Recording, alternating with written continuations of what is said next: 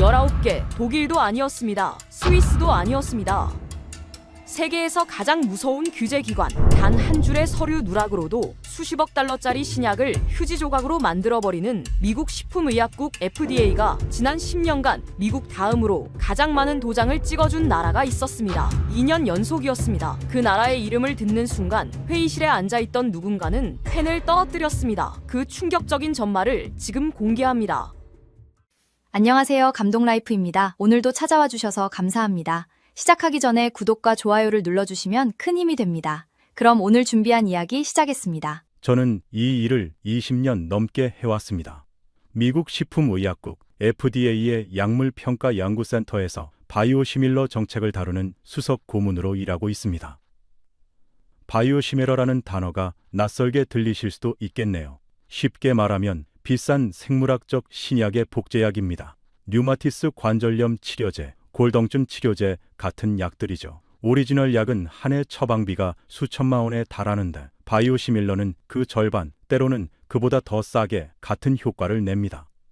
제 책상에는 매년 전 세계에서 날아온 승인 신청서가 산처럼 쌓입니다. 그리고 저는 그 서류 더미 속에서 어느 나라가 무엇을 만들고 있는지 누구보다 가까이서 지켜본 사람입니다. 20년 동안 제 손을 거쳐간 신청서는 수백 건이 넘습니다. 독일에서 온 서류, 스위스에서 온 서류, 일본에서 온 서류. 저는 그 서류의 첫 장만 봐도 어느 나라 회사인지 대충 짐작할 수 있을 정도였습니다. 그런데 유독 한국에서 온 서류를 받을 때마다 저는 속으로 똑같은 생각을 했습니다. 또 카피약이군. 신경 써서 볼 필요 없다는 생각이었죠. 동료들도 마찬가지였습니다. 우리 부서에서는 한국 기업의 신서가 들어오면 의례 가벼운 농담이 나왔습니다. 이번에는 또 뭘 베껴왔나 보자는 식이었죠. 솔직하게 말씀드리겠습니다. 저는 한국을 과소평가하고 있었습니다. 그것도 아주 오랫동안 말이죠. 제 머릿속에서 한국이라는 나라는 늘 같은 자리에 있었습니다. 삼성이 스마트폰을 만들고 현대가 자동차를 만들고 이제는 K-팝까지 잘 만드는 나라. 그런데 제약 산업에서는 어떤가요? 솔직히 별로 기대하지 않았습니다. 신약은 미국과 유럽이 만들고 한국은 그 신약을 베껴서 싸게 파는 나라. 딱 그 정도의 인식이었습니다. 학회에서 누가 한국 바이오 기업 이야기를 꺼내면 늘 같은 말을 했습니다. 카피약 잘 만드는 나라죠. 그게 다였어요. 한 번은 동료가 한국 바이오 기업의 성장세를 진지하게 분석해보자고 제안했을 때도 저는 웃으며 그 제안을 넘겨버렸습니다. 그 생각은 제가 FDA에 들어온 첫 해부터 한 번도 흔들린 적이 없었습니다. 복제약이라는 단어 자체가 이미 모든 걸 설명한다고 믿었거든요. 누군가 먼저 길을 만들고 누군가는 그 길을 따라가는 것뿐이라고요. 따라가는 쪽이 아무리 빨리 달려도 결국 따라가는 쪽일 뿐이라고 생각했습니다. 저는 그게 영원히 바뀌지 않을 질서라고 믿었습니다. 제 사무실 책장에는 20년간 모아온 각국 제약산업 보고서가 빼곡히 꽂혀 있었습니다. 미국, 독일, 스위스, 일본 칸은 따로 정리해 두었지만 한국이라는 항목은 그 어디에도 없었습니다. 그런데 몇 달 전 제 책상 위에 작은 통계 하나가 놓였습니다. 매년 연말이면 늘 받아보던 그저 그런 정기 보고서였습니다. 지난 한 해 동안 어느 나라가 FDA 허가를 몇 건 받았는지 정리한 표였죠. 저는 늘 그렇듯 별 생각 없이 표를 훑어 내려갔습니다. 1위는 당연히 미국이었습니다. 그런데 그 다음 줄에서 제 시선이 멈췄습니다. 손가락으로 표를 다시 짚어가며 숫자를 세었습니다. 분명히 잘못 인쇄된 줄 알았습니다. 저는 그 한 줄을 보고 한참을 멍하니 앉아 있었습니다. 그 표를 본 다음 날 저는 제 상관인 국장실로 불려갔습니다. 복도를 걸어가는 동안 형광등이 윙 소리를 내며 깜빡였습니다. 국장실 문 앞에 서자 안에서 종이 넘기는 소리가 들렸습니다. 문을 열자 국장이 모니터를 노려보고 있었습니다. 그 모니터에는 제가 전날 봤던 것과 똑같은 표가 떠 있었습니다. 그가 저를 보더니 손짓으로 의자를 가리켰습니다. 앉으라는 뜻이었죠. 저는 천천히 자리에 앉았습니다. 국장의 표정이 평소와 달랐습니다. 그는 늘 차분하고 사무적인 사람이었는데 그날은 미간에 깊은 주름이 잡혀 있었습니다. 리처드, 이 숫자 자네도 봤나? 국장이 물었습니다. 저는 고개를 끄덕였습니다. 네, 어제 봤습니다. 처음에는 제 눈을 의심했습니다. 국장이 의자 등받이에 몸을 기댔습니다. 의회에서 곧 이 문제로 청문회를 열겠다고 합니다. 자국 제약산업 보호 차원에서 우리가 외국 기업, 특히 한국 기업에 너무 관대한 게 아니냐는 질의가 들어왔어요. 누가 그러더군. 우리가 자국 산업을 헐값에 팔아넘기고 있다고. 저는 그 말을 듣고 순간 헛웃음이 나왔습니다. 카피약 만드는 나라 하나 때문에 의회까지 나선다는 게 솔직히 좀 우스웠거든요. 국장이 제 표정을 읽은 모양이었습니다. 그가 책상 위 서류 더미에서 한 장을 꺼내 제 앞으로 밀었습니다. 비웃지 말고 한번 직접 들여다봐. 자네가 이쪽 분야 전문가잖아. 다음 주에 정책 검토 회의를 열 거야. 의회 보좌관들, 업계 대표들, 일부는 유럽 쪽 제약사 임원들까지 참석할 거고, 자네가 그 자리에서 우리 데이터를 직접 설명해야 해. 솔직하게, 숫자 그대로. 저는 잠시 멈췄다가 물었습니다. 결론을 미리 정해놓고 가는 자리입니까? 아니면 정말 있는 그대로를 보자는 자리입니까? 국장이 저를 똑바로 바라봤습니다. 나도 모르겠어. 그래서 자네가 가야 하는 거야. 그는 의자에서 일어나 창가로 걸어가며 한마디를 덧붙였습니다. 리처드, 자네가 20년간 이 일을 해오면서 단 한 번도 틀린 적이 없다는 거. 그게 지금 우리한테 필요한 거야. 그날 밤 저는 사무실에 혼자 남아 그 서류를 처음부터 끝까지 다시 읽었습니다. 창밖은 이미 어두웠고 책상 위 스탠드 불빛만이 종이 위를 비추고 있었습니다. 한국 기업들의 FDA 승인 목록이었습니다. 셀트리온, 삼성바이오 에피스. 처음 듣는 이름은 아니었습니다. 다만 한 번도 진지하게 들여다본 적 없는 이름들이었죠. 서류를 한 장 한 장 넘길 때마다 익숙한 약 이름들이 나왔습니다. 류마티스 관절염 치료제, 골다공증 치료제. 제가 매년 검토하던 신청서 더미 속 어딘가에 분명히 있었던 이름들이었습니다. 그런데 저는 그 이름들을 하나로 묶어서 본 적이 없었습니다. 그저 그날그날의 서류로만 처리했을 뿐이었죠. 서류를 넘기던 손이 어느 순간부터 느려졌습니다. 한 건, 두 건이 아니었습니다. 같은 회사 이름이 페이지마다 반복해서 나타났습니다. 저는 펜을 들어 종이 한쪽에 작게 숫자를 세어 적기 시작했습니다. 세다 보니 손끝이 차가워지는 느낌이었습니다.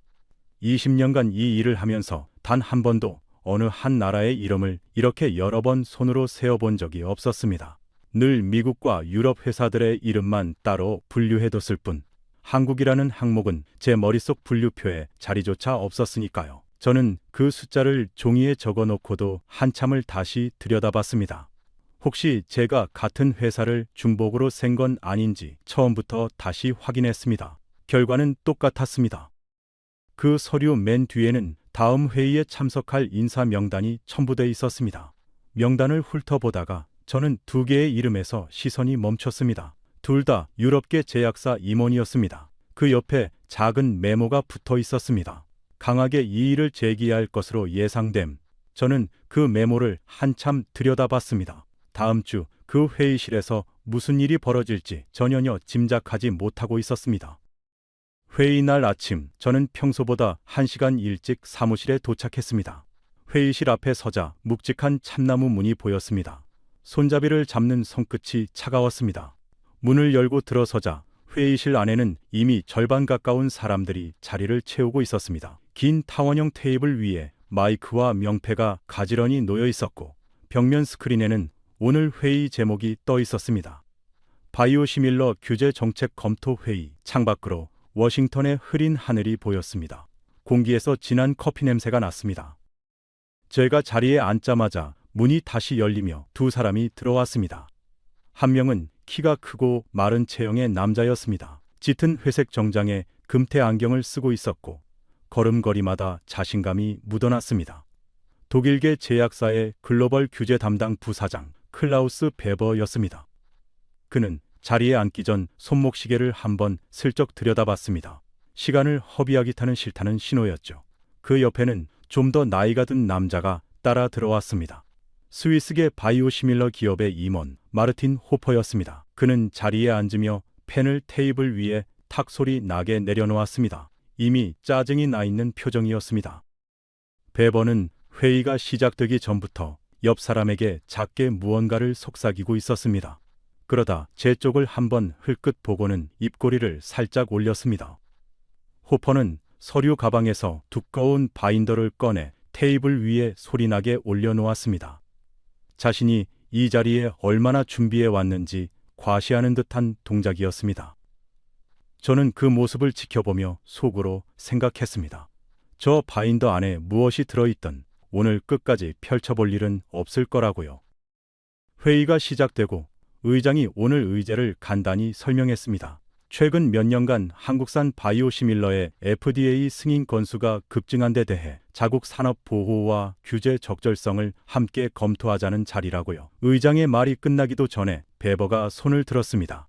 그는 묻지도 않았는데 먼저 입을 열었습니다. 솔직히 말씀드리죠. 우리가 지금 이 자리에서 한국 제품 이야기를 진지하게 해야 합니까? 그가 살짝 웃으며 주변을 둘러봤습니다. 몇몇이 따라 웃었습니다. 그가 말을 이었습니다. 한국 기업들이 하는 건 결국 우리가 수십 년간 쌓아온 기술을 그대로 베껴서 가격만 낮춰 파는 겁니다. 혁신은 우리가 하고 숫자만 챙겨가는 건 그쪽이죠. 호퍼가 그 말에 맞장구 치듯 끼어들었습니다. 정확합니다. 저는 이 업계에서 25년을 일했습니다. 진짜 혁신이 뭔지 압니다. 한국 기업들은 우리 특허가 만료되기만을 기다렸다가 똑같은 분자 구조를 그대로 베껴서 찍어냅니다. 그러고는 가격을 절반으로 낮춰서 시장을 빼앗아 가죠. 그는 안경을 고쳤으며 저를 똑바로 바라봤습니다. 고문님, 이게 공정한 경쟁이라고 생각하십니까? 저는 헐값에 만든 제품으로 시장을 어지럽히는 행위, 그 이상도 이하도 아니라고 봅니다. 저는 그 말을 들으며 묘한 기분이 들었습니다. 불과 며칠 전까지만 해도 저는 그 자리에서 똑같은 말을 했을 사람이었으니까요. 베버가 다시 말을 이었습니다. 게다가 그 회사들 말입니다. 셀트리온인가 삼성인가. 결국 다 가전제품 만들던 회사 아닙니까? 휴대전화 만들던 나라가 갑자기 생물학적 제재를 만든다는 게 솔직히 좀 우습지 않습니까? 회의실 여기저기서 작은 웃음소리가 새어나왔습니다. 저는 그 웃음을 들으며 손에 쥔 펜을 꽉 쥐었습니다. 불과 몇 달 전 제 머릿속에도 똑같은 웃음이 있었다는 걸 알고 있었기 때문입니다. 저는 베버와 호퍼를 천천히 번갈아 바라봤습니다. 두 사람의 얼굴에는 한치의 의심도 없었습니다. 자신들이 틀렸을 가능성 자체를 아예 고려하지 않는 표정이었습니다. 그 확신에 찬 얼굴을 보면서 저는 며칠 전 제 책상 앞에서 손가락으로 숫자를 세던 제 자신을 떠올렸습니다. 저들도 언젠가 그 표를 직접 손으로 세어볼 날이 올까 저는 속으로 생각했습니다. 불과 일주일 전까지만 해도 저 역시 같은 확신을 가지고 있었다는 사실이 묘하게 가슴을 무겁게 만들었습니다. 의장이 분위기를 정리하려는 듯 저를 향해 고개를 돌렸습니다. 리처드, 자네가 준비한 데이터부터 보여주는 게 좋겠어. 회의실의 모든 시선이 일제히 저에게 쏠렸습니다. 베버는 팔짱을 낀 채 의자에 깊숙이 기댔습니다. 어디 한번 보자는 표정이었습니다. 호퍼는 펜을 다시 집어들고 메모할 준비를 했습니다. 창밖으로 보이던 흐린 하늘이 어느새 더 어두워져 있었습니다. 저는 노트북 화면을 띄우며 속으로 생각했습니다. 이 사람들이 오늘 이 방을 나설 때 지금 같은 표정을 짓고 있지는 않을 거라고 말이죠. 저는 화면을 띄우기 전 먼저 마이크에 가까이 다가갔습니다. 노트북 화면에는 이미 제가 며칠 밤을 새세워 정리한 표가 떠 있었습니다. 손끝으로 마우스 패드를 한번 쓸어내렸습니다. 회의실 안 모든 시선이 제 손짓 하나에도 따라 움직이는 게 느껴졌습니다. 베버 씨, 호퍼 씨, 한 가지 질문을 먼저 드리고 싶습니다. 베버가 시계를 다시 한번 흘끗 보며 대답했습니다. 빨리 끝내시면 좋겠군요. 좋습니다. 저는 짧게 답했습니다. FDA가 지금까지 승인한 바이오시밀러는 전 세계를 통틀어 80여입니다. 그 중에서 미국 자국 기업이 가장 많은 건 당연합니다. 그런데 두 번째로 많은 나라가 어디인지 아십니까? 회의실이 잠시 조용해졌습니다. 누구도 먼저 대답하지 않았습니다. 저는 그 침묵을 깨지 않은 채 잠시 기다렸습니다. 베버가 정적을 견디지 못한 듯 먼저 입을 열었습니다. 독일이겠죠. 우리가 이 분야를 만들었으니까요. 호퍼가 끼어들었습니다. 그럼 스위스입니까? 우리 노바티스 계열만 해도 이 시장에서 가장 오래 일했습니다. 저는 아무 말 없이 화면을 넘겼습니다. 표가 천천히 떠올랐습니다. 누적 허가 건수 19개. 그 숫자 옆에 한국이라는 글자가 큼지막하게 떠 있었습니다. 회의실에 정적이 흘렀습니다. 누군가 작게 숨을 들이켜는 소리가 들렸습니다. 베버의 턱 근육이 미세하게 움직였습니다. 독일은 8개입니다. 스위스는 7개입니다. 저는 한 박자 쉬고 다시 말을 이었습니다.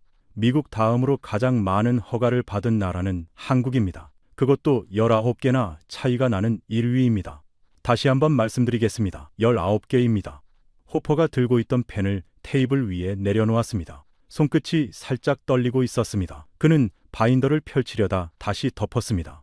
그 안에 있는 자료로는 지금 이 숫자를 반박할 수 없다는 걸 본능적으로 알아챈 듯 했습니다. 베버의 입가에서 미소가 서서히 사라졌습니다. 그는 잠시 침묵하다가 다시 입을 열었습니다. 좋습니다. 숫자가 많다고 치고 칩시다. 그런데 그게 양적인 것일 뿐이지 않습니까? 한국 기업들이 쉬운 분야만 골라서 빠르게 베껴 찍어낸 결과일 수도 있죠. 진짜 의미 있는 건 시장에서의 신뢰입니다. 의사들이, 환자들이 정말로 그 약을 믿고 쓰느냐 하는 거죠. 호퍼가 고개를 끄덕이며 거들었습니다. 맞습니다. 허가 건수는 그저 서류상의 숫자일 뿐입니다. 진짜는 시장에서 증명되는 거죠. 맞는 말씀입니다. 저는 조용히 답했습니다. 허가는 시작일 뿐이죠. 그래서 저는 정확히 그 부분도 파고들었습니다.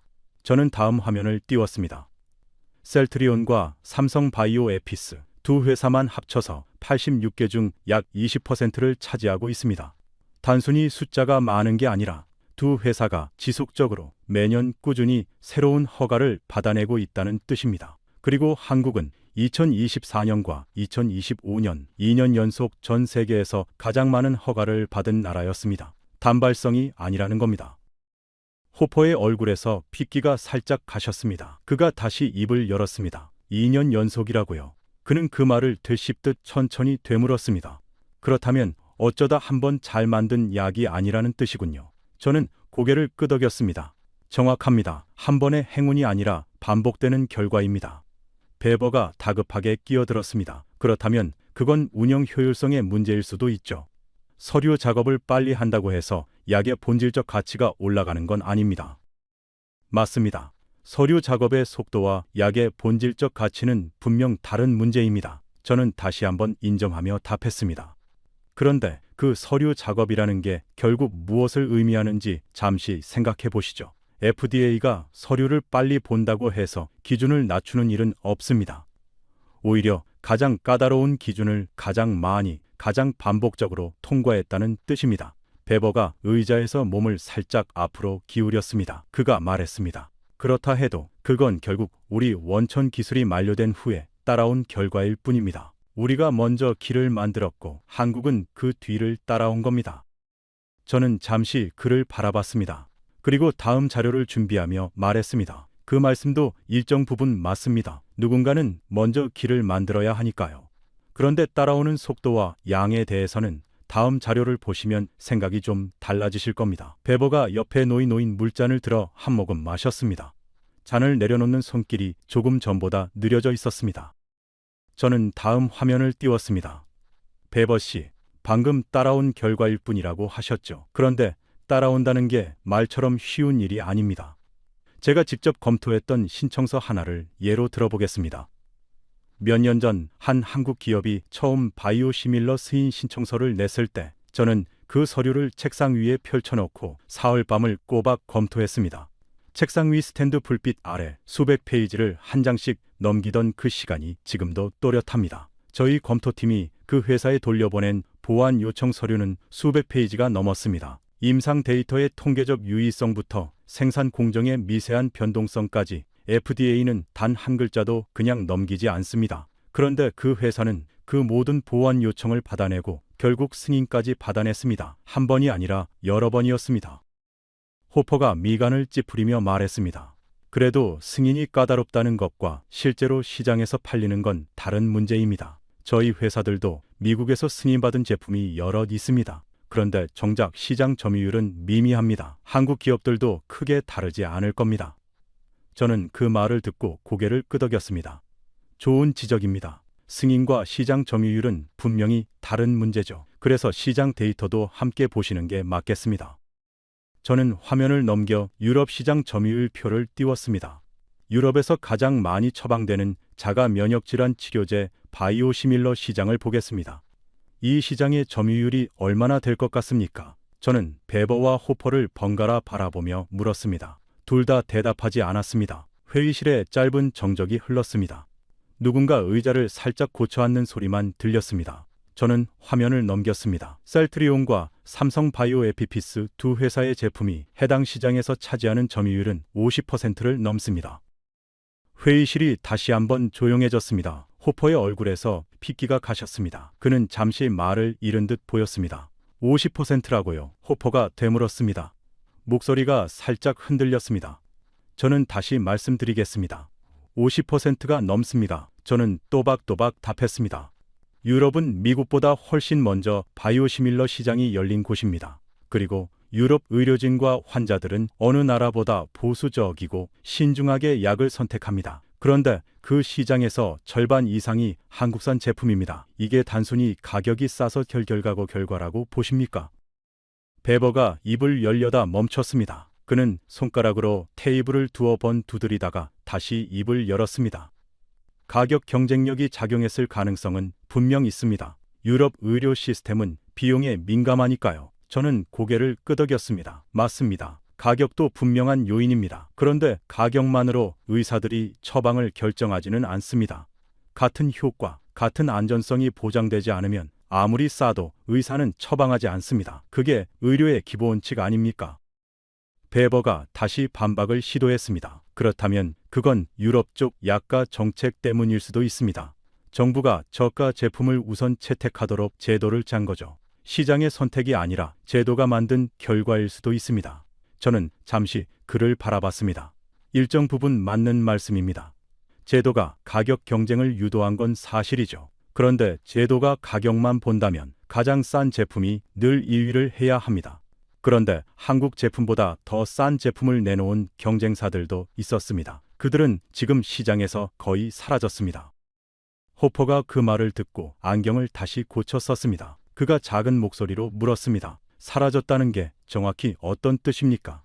저는 그를 똑바로 바라봤습니다. 가격 경쟁에서 더 낮은 가격을 제시했던 일부 제품들이 결국 의료진의 선택을 받지 못해 시장에서 철수했다는 뜻입니다. 가격만으로는 의사의 처방을 끌어낼 수 없습니다. 환자의 몸에 들어가는 약이니까요. 결국 남는 건 파격과 신뢰를 동시에 갖춘 제품뿐입니다. 회의실에 다시 침묵이 흘렀습니다. 저는 그 침묵 사이로 다음 자료를 준비하며 이 데이터가 단순한 우연이 아니라는 걸 어떻게 보여줄지 잠시 고민했습니다. 호퍼는 아무 말도 하지 못했습니다. 그는 바인더를 다시 펼쳤다가 몇 장을 넘기더니 다시 덮었습니다. 베버는 시계를 보던 습관마저 잊은 듯 화면에서 눈을 떼지 못하고 있었습니다. 저는 그 침묵을 느끼며 다음 자료를 준비했습니다. 그리고 이제 가장 무거운 질문을 던질 차례였습니다. 그렇다면 이정 규모의 시장을 한국 기업들이 어떻게 이렇게 빠르게, 이렇게 광범위하게 장악할 수 있었는지 말입니다. 의장이 잠시 휴회를 선언했습니다. 10분간 쉬었다가 다시 모이자는 말이었습니다. 사람들이 하나둘 자리에서 일어나 복도로 빠져나갔습니다. 저도 노트북을 닫고 복도로 나섰습니다. 형광등 불빛 아래 복도는 한산했습니다. 어디선가 진한 원두커피 냄새가 풍겨왔습니다. 자판기 앞에서 커피를 볶고 있는데 누군가 제 옆으로 다가왔습니다. 동유럽 출신의 보건부 차관 안나 코발스카였습니다. 그녀는 회의 내내 가장 끝자리에서 조용히 메모만 하던 사람이었습니다. 종이컵 2개를 들고 있었고 한 잔을 제게 내밀었습니다. 고생하시네요. 그녀가 작게 웃으며 말했습니다. 저는 컵을 받아들며 답했습니다. 아직 절반도 못 보여줬습니다. 그녀가 복도 벽에 등을 기댄 채 낮은 목소리로 말했습니다. 저는 사실 이 자료 처음 보는 게 아닙니다. 우리 보건부에서도 이미 비슷한 통계를 갖고 있어요. 저는 그녀를 바라봤습니다. 그런데 왜 아무 말도 안 하셨습니까? 그녀가 잠시 머뭇거리다 답했습니다. 저 같은 작은 나라 사람이 이 방에서 먼저 입을 열면 다들 그냥 변명이라고 생각하니까요. 저는 그 말에 아무 대답도 하지 못했습니다. 그녀가 종이컵을 양손으로 감싸주며 말을 이었습니다. 그런데 오늘은 좀 다르네요. 누군가 먼저 그 이야기를 꺼내주니까요. 저는 그녀의 표정을 살폈습니다. 손끝이 종이컵을 살짝 더 세게 감쌌습니다. 뭔가 더 할 말이 있는 듯 했지만 그녀는 거기서 입을 닫았습니다. 그저 커피를 한 모금 마시고는 옅게 웃었습니다. 저는 그녀에게 조심스럽게 물었습니다. 혹시 더 하고 싶은 말씀이 있으십니까? 그녀는 잠시 머뭇거리다가 작게 고개를 끄덕였습니다. 사실은 제가 직접 본 사례가 하나 있습니다. 그런데 그건 회의실에서 말씀드리는 게 나을 것 같아요. 여기서 미리 다 말씀드리면 김이 빠지니까요. 그녀가 살짝 웃으며 덧붙였습니다. 저는 그 미소 속에 숨겨진 무게를 어렴풋이 느낄 수 있었습니다. 그녀의 손에 들린 종이컵에서 김이 가늘게 올라오고 있었습니다. 회의실로 돌아가는 길, 저는 그녀의 마지막 표정이 자꾸 마음에 걸렸습니다. 그녀가 아직 하지 않은 말이 있다는 걸 저는 직감적으로 알 수 있었습니다. 그리고 그것이 오늘 가장 무거운 이야기가 될 거라는 것도요. 회의실 문 앞에 다시 서자 안쪽에서 의자 끄는 소리가 들렸습니다. 사람들이 다시 자리를 잡고 있었습니다. 저는 잠시 숨을 골랐습니다. 지금까지 보여드린 숫자는 시작일 뿐이었습니다. 진짜 충격은 아직 나오지도 않았습니다. 문고리를 잡은 손에 다시 힘이 들어갔습니다. 회의실로 돌아와 자리에 앉으며 저는 화면을 다시 띄웠습니다. 베버 씨, 호퍼 씨, 지금까지는 숫자였습니다. 그런데 숫자보다 더 분명한 게 하나 있습니다. 업계 사람들이 실제로 어디로 모이는가 하는 겁니다. 베버가 다시 팔짱을 끼며 말했습니다. 그게 무슨 뜻입니까? 저는 화면을 넘겼습니다. 매년 전 세계 제약, 바이오계 업계 사람들이 한자리에 모이는 행사가 있습니다. 바이오 USA입니다. 세계에서 가장 큰 바이오 산업 컨퍼런스죠. 저도 매년 그 행사에 직접 참석합니다. 올해도 저는 그 자리에 있었습니다. 수만 명이 모인 전시장 한가운데 저는 처음으로 어떤 세션 앞에 길게 늘어선 존주를 봤습니다. 저는 한 박자 쉬었습니다. 코리아 라이징이라는 제목이었습니다. 한국 단독 세션은 이 행사 역사상 처음이었습니다. 회의실이 다시 조용해졌습니다. 베버가 미간을 좁히며 물었습니다. 단독 세션이라고요? 그게 그렇게 특별한 일입니까? 저는 고개를 끄덕였습니다. 보통 이런 메인 세션은 미국, 중국, 유럽 같은 큰 시장을 묶어서 다룹니다. 한 나라만 따로 떼어내서 메인 세션을 만든다는 건 업계 전체가 그 나라를 따로 들여다볼 가치가 있다고 판단했다는 뜻입니다. 호퍼가 끼어들었습니다. 세션 제목만으로는 아무것도 증명되지 않습니다. 누가 참석했는지가 중요하죠. 저는 그 말을 기다렸다는 듯 다음 화면을 띄웠습니다. 좋은 질문입니다. 그 세션에 패널로 참석한 기업 중 하나가 베링거인게하임이었습니다. 호퍼의 표정이 굳었습니다. 그는 그 회사 이름을 듣고 잠시 말을 잃은 듯 했습니다. 베링거인게하임은 호퍼 씨도 잘 아실 겁니다. 세계 최대 제약사 중 하나이자 유럽 제약업계를 대표하는 회사니까요. 저는 그날 그 세션장 맨 뒷자리에 앉아 있었습니다. 단상 위에는 한국 기업 임원들과 베링거인게하임 관계자가 나란히 앉아 있었고 객석은 빈자리 없이 가득 찼습니다.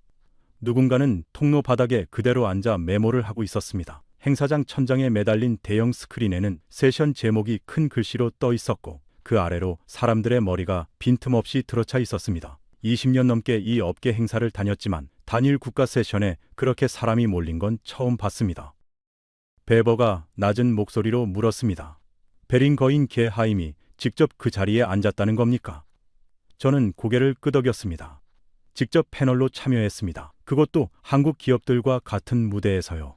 생각해 보십시오. 만약 한국이 정말 그저 베끼기만 하는 나라였다면 세계 최대 제약사가 굳이 그 나라를 주제로 한 세션에 직접 패널로 앉을 이유가 있었을까요?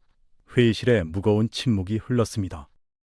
호퍼가 다시 입을 열려다 멈췄습니다. 그는 입술을 살짝 깨물었다가 겨우 말을 이었습니다. 그건 그저 시장 규모를 보고 참여한 건 것일 수도 있습니다. 시장이 크니까 관심을 보인 거죠. 저는 그를 바라봤습니다. 일정 부분 맞습니다. 시장 규모도 분명 이유 중 하나입니다. 그런데 시장 규모만 보고 참여한다면 더 큰 시장인 중국 세션에 갔겠죠. 그들이 굳이 한국 세션에 한국 기업들과 나란히 앉은 이유는 따로 있습니다. 함께 일할 가치가 있다고 판단했기 때문입니다.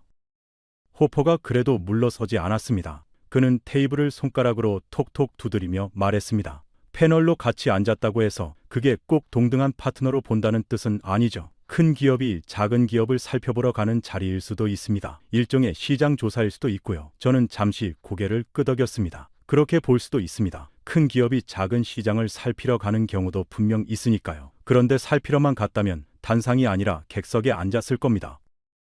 베버가 마지막으로 한 번 더 버텼습니다. 그럼 그 행사에서 정확히 무슨 이야기가 나왔습니까? 그저 의례적인 인사말 정도였을 수도 있죠. 저는 고개를 저었습니다. 아닙니다. 그 자리에서 베링거인게하임 관계자는 한국 기업의 생산 속도와 품질 관리 체계를 직접 거론하며 공동 개발 가능성까지 언급했습니다. 의례적인 인사말이라면 그렇게까지 구체적으로 말하지 않습니다. 베버는 더 이상 반박하지 않았습니다. 그는 테이블 위에 놓인 자신의 손을 내려다보고 있었습니다. 호퍼도 바인더를 펼치지 않았습니다. 회의실 안에 누구도 더는 웃지 않았습니다. 저는 그 변화를 느끼며 다음 화면을 준비했습니다. 그런데 지금까지 보여드린 것은 사실 산업계의 인정일 뿐입니다. 진짜 무서운 이야기는 이 시장을 만든 사람들 안에 있습니다. 저는 노트북 화면을 한 번 더 넘기기 전 잠시 숨을 가다듬었습니다. 저는 화면을 끄고 잠시 노트북을 덮었습니다. 지금부터는 숫자가 아니라 한 사람의 이야기를 들려드리고 싶습니다. 베버가 의아한 표정으로 저를 바라봤습니다. 저는 천천히 말을 이었습니다. 몇 해 전 저는 한 공청회에서 한 여성을 만났습니다. 그날 공청회장은 사람들로 가득했고 맨 앞줄에 휠체어를 탄 노인들과 보행기를 짚은 환자들이 줄지어 앉아 있었습니다. 그중 메릴랜드에 사는 60대 환자였습니다. 류마티스 관절염을 앓고 있었고 매주 야근해야 했습니다. 그런데 그녀는 그날 공청회에 단상 위에 앉은 저희 FDA 직원들 앞에서 떨리는 목소리로 한 가지 이야기를 했습니다. 그녀의 이름은 기억나지 않습니다. 그런데 그날 그녀가 한 말은 지금도 또렷이 기억합니다. 오리지널 약은 한 번 맞을 때마다 본인 부담금이 수백 달러였다고 했습니다. 그녀는 보험이 있었지만 그 보험으로도 감당이 안 됐습니다. 결국 그녀는 약을 거르기 시작했습니다. 한 달에 한 번 맞아야 할 약을 2달, 석 달에 한 번으로 늘렸습니다. 손이 점점 더 굳어갔고 통증은 더 심해졌습니다. 그녀는 그 이야기를 하면서 천천히 손을 들어 보였습니다. 손가락 마디마디가 붉게 부어 있었고 손등에는 핏줄이 울퉁불퉁 드러나 있었습니다. 그녀는 그 손으로 물컵 하나도 제대로 쥐지 못한다고 했습니다. 회의실이 조용해졌습니다. 호퍼는 시선을 테이블 아래로 떨궜습니다. 베버는 의자에 기대고 있던 몸을 천천히 바로 세웠습니다. 늘 시계를 만지던 그의 손이 그 순간만큼은 멈춰 있었습니다. 저는 잠시 말을 멈췄다가 다시 이어갔습니다. 그런데 그녀가 그 공청회에 나온 이유는 따로 있었습니다. 한국산 바이오시밀러가 승인된 이후 같은 약의 가격이 거의 절반으로 떨어졌다고 했습니다. 그녀는 다시 제 약을 맞을 수 있게 됐다고 말했습니다. 그녀는 마지막에 이렇게 말했습니다. 저는 그 약이 어느 나라에서 왔는지 모릅니다. 그런데 그 약 덕분에 저는 다시 손으로 컵을 들 수 있게 됐습니다. 제 목소리가 거기서 살짝 흔들렸습니다. 목 안쪽이 뜨거워지는 느낌이었습니다. 저는 잠시 물을 한 모금 마셨습니다. 그날 저는 그 여성의 이야기를 그저 좋은 사례 하나로 흘려들었습니다. 수많은 공청회 발언 중 하나였을 뿐이니까요. 그런데 지금 와서 생각해보면 저는 그날 제가 검토했던 그 신청서, 며칠 밤을 세워가며 의심하고 따져 물었던 그 서류 한 장이 누군가의 손을 다시 움직이게 했다는 걸 그제야 깨달았습니다. 저는 그 서류를 검토하던 동안 단 한 번도 그 끝에 누가 있을지 생각해 본 적이 없었습니다. 오직 데이터의 정합성과 통계적 기준만 따졌을 뿐이었습니다. 코발스카가 작게 고개를 끄덕였습니다. 그녀의 눈가가 붉어져 있었습니다. 그녀가 조용히 말했습니다. 우리나라에도 비슷한 환자들이 있습니다. 골다공증으로 뼈가 약해진 노인들이 약값 때문에 치료를 미루다가 결국 골절로 입원하는 경우를 저는 여러 번 봤습니다. 제가 직접 만난 한 할머니는 그 약을 못 맞은 지 반년이 지나서 집안 화장실에서 미끄러져 고관절이 부러졌습니다. 그분은 그 뒤로 다시는 혼잡지 못했습니다. 한국산 약이 들어온 이후로 그 입원율이 주다는 보고서를 저는 직접 받아봤습니다. 회의실에 다시 정적이 흘렀습니다. 베버는 아무 말도 하지 않았습니다. 그는 두 손을 깍지 낀 채 그 위에 이마를 살짝 기댔습니다. 호퍼도 입을 열지 못했습니다. 그는 손에 쥐고 있던 바인더를 조용히 테이블 아래로 내려놓았습니다. 더 이상 그 안에 자료를 꺼낼 생각이 없어 보였습니다. 저는 다시 화면을 켰습니다. 손끝이 아직 미세하게 떨리고 있었습니다. 우리는 지금까지 이 자리에서 숫자로 누가 더 많이 만들었는지, 누가 더 빨리 만들었는지를 다퉜습니다. 그런데 그 숫자 하나하나의 끝에는 결국 약을 맞아야 하는 사람이 있습니다. 저는 그 사실을 너무 오랫동안 잊고 있었습니다. 그리고 이제 저는 이 데이터가 왜 그렇게 빠르게 쌓일 수 있었는지 그 마지막 이유를 보여드리고 싶습니다. 저는 마지막 화면을 띄웠습니다. 이 모든 게 어떻게 가능했는지 말씀드리겠습니다. 한국 기업들은 단순히 약을 빨리 만든 게 아니었습니다. 생산 공정 전체를 하나의 시설 안에서 처음부터 끝까지 통제하는 시스템을 갖췄습니다. 세포 배양부터 정제, 충전까지 전 과정을 한 공장에서 끝냅니다. 그래서 품질 변동이 거의 없고 FDA가 요구하는 일관성 기준을 매번 정확히 통과합니다. 저는 화면에 마지막 숫자 하나를 띄웠습니다. 한국 기업들이 제출한 신청서 가운데 첫 심사에서 보완 요청 없이 통과한 비율이 얼마일 것 같습니까? 회의실에 또 한 번 정적이 흘렀습니다. 아무도 대답하지 않았습니다. 저는 그 숫자를 천천히 읽었습니다. 업계 평균을 훌쩍 뛰어넘는 수준이었습니다. 저는 그 화면을 가리키며 말을 이었습니다.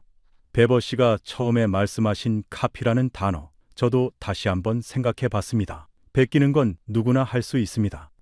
그런데 그 베낀 결과물을 세계에서 가장 까다로운 기준으로 10채번이나 통과시키는 건 아무나 할 수 있는 일이 아닙니다.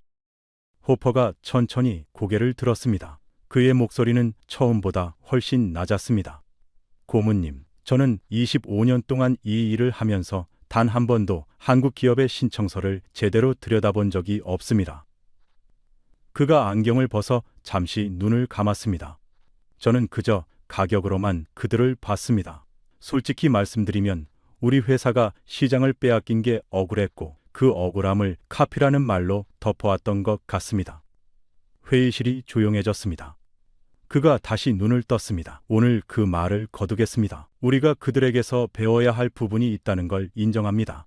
그는 안경을 다시 쓰며 작게 한숨을 내쉬었습니다. 25년 만에 처음으로 인정하는 말이라 그런지 목소리 끝이 살짝 갈라졌습니다.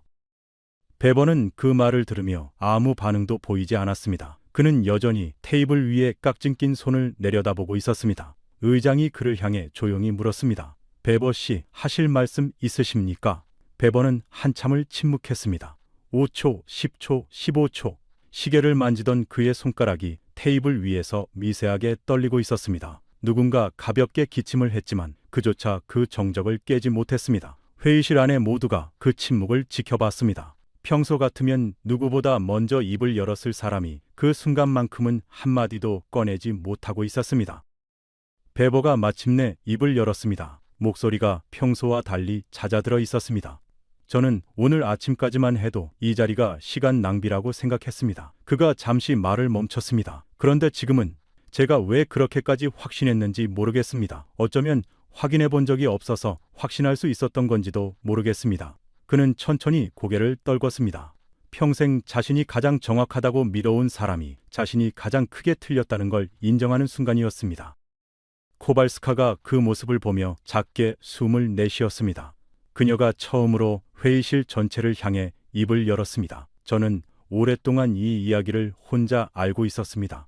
작은 나라에서 온 사람이 먼저 말하면 다들 변명이라 여길까봐 입을 다물고 있었어요. 그런데 오늘 누군가 먼저 그 이야기를 꺼내주셔서 저도 용기를 낼 수 있었습니다. 회의실 곳곳에서 사람들이 천천히 고개를 끄덕였습니다. 의장이 자리에서 일어났습니다. 그가 회의실을 둘러보며 말했습니다. 오늘 우리는 한 가지 착각을 깨뜨렸습니다. 우리가 가진 가장 까다로운 기준을 가장 많이, 가장 꾸준히 통과한 나라를 우리는 그동안 그저 베끼는 나라로만 봐왔습니다. 그는 저를 향해 고개를 숙였습니다. 훌륭한 브리핑이었습니다. 고맙습니다. 회의실 곳곳에서 사람들이 따라 고개를 끄덕였습니다. 저는 단상 위에서 잠시 그 광경을 바라봤습니다. 가슴 한쪽이 뜨거워졌습니다. 20년 동안 책상 앞에서 서류만 들여다보던 제가 오늘에서야 그 서류 뒤에 있는 진짜 이야기를 처음으로 사람들 앞에 꺼내놓은 기분이었습니다. 회의실 불빛이 유난히 밝게 느껴졌습니다. 회의가 끝난 뒤 저는 건물 밖으로 나왔습니다. 워싱턴의 하늘은 어느새 노을빛으로 물들어 있었습니다. 멀리 워싱턴 기념탑의 윤곽이 붉게 번진 하늘 아래 가만히 서 있었습니다. 저는 천천히 계단을 내려와 거리를 걸었습니다. 차가운 저녁 공기가 폐 속으로 스며들었습니다. 출근길마다 지나치던 같은 거리였는데 그날은 모든 게 조금 다르게 보였습니다. 가로수 잎사귀 사이로 마지막 햇살이 잘게 부서지고 있었습니다. 저는 걸으며 오늘 회의실에서 본 장면들을 하나씩 떠올렸습니다.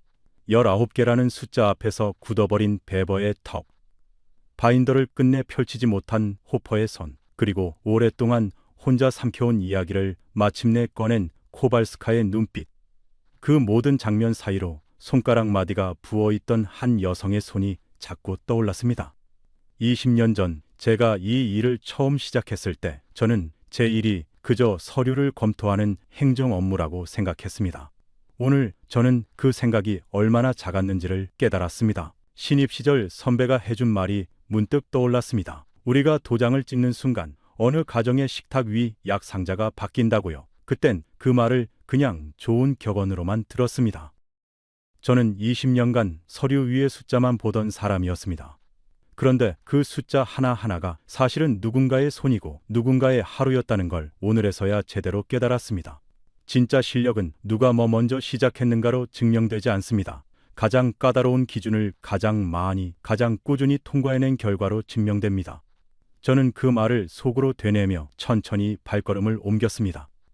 노을이 거의 다 진 하늘 아래 도시의 불빛이 하나둘 켜지고 있었습니다. 강 건너편 어딘가에서 자동차 경적 소리가 희미하게 들려왔습니다. 내일이면 저는 다시 같은 책상에 앉아 또 다른 나라에서 온 서류를 검토할 것입니다. 그런데 이제는 그 서류를 펼칠 때마다 오늘 본 손가락 마디와 눈물을 떠올리게 될 것 같았습니다. 지금까지 세계에서 가장 까다로운 규제기관을 19번이나 통과시킨 나라, 대한민국의 진짜 저력에 관한 이야기였습니다. 우리가 무심코 지나쳤던 이 나라의 힘을 더 많은 분들이 알 수 있도록 이 영상을 주변에 널리 공유해 주세요. 진짜 강한 나라는 요란하게 떠들지 않습니다. 묵묵히 가장 어려운 기준을 통과해낼 뿐입니다. 영상이 마음에 드셨다면 구독과 좋아요, 그리고 대한민국 파이팅 댓글도 부탁드립니다. 지금까지 감동 라이프였습니다. 감사합니다.